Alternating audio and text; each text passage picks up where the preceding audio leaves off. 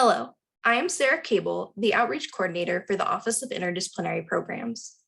On behalf of our office and the Interprofessional Educators and Practitioners Association, I want to thank you all for your willingness to help with the facilitation of All Professions Day 1. Let's begin our training by reviewing the format for APD1. The session will alternate between pre-recorded videos of our MC and small breakout rooms where each facilitator will lead a group of students from multiple disciplines through activities and discussion.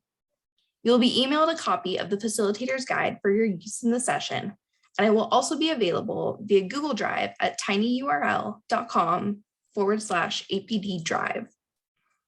Your Zoom hosts, either Margaret Robinson, Kylie Peathod, Rama Osman, or myself, will manage the videos, breakout sessions, and polls. Please note, the students in your breakout group may vary slightly over the course of the session due to connectivity issues. If this happens, there is no need to make a note, as attendance will be taken by the Zoom host throughout the session. For the agenda, the session will begin with a video introducing APD, the concept of interprofessional education, and exploring the first two IPEC competencies of roles and responsibilities and team communication.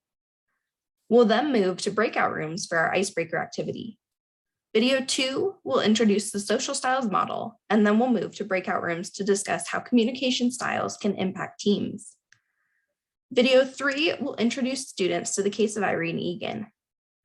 And then, after the video, we will move to our final breakout group to give student teams an opportunity to put what they've just learned into practice to discuss how best to care for Irene. You will then be returned to the main session, and the Zoom host will share a few polls.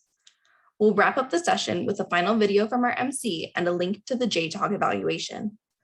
Please note, we will stay on schedule and should conclude within 2 hours. Now, let's walk through what to expect with each activity.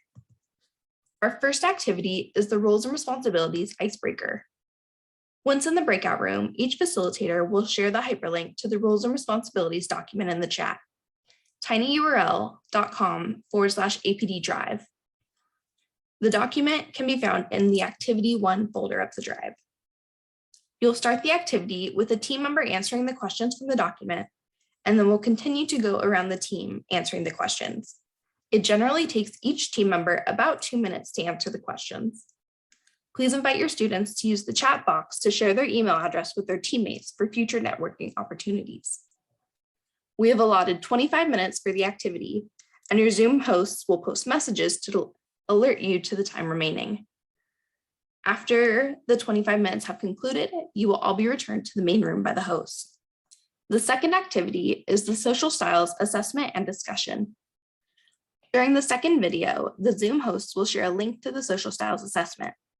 While still in the main room, students will be given 5 minutes to complete the assessment on their devices. After the 5 minutes, the Zoom hosts will share a poll for students to report out on their social style. Once the poll is completed, we will move to breakout rooms for a 15-minute debrief.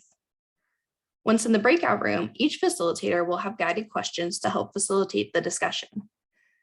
The discussion questions can be found on page 14 of your facilitator guide.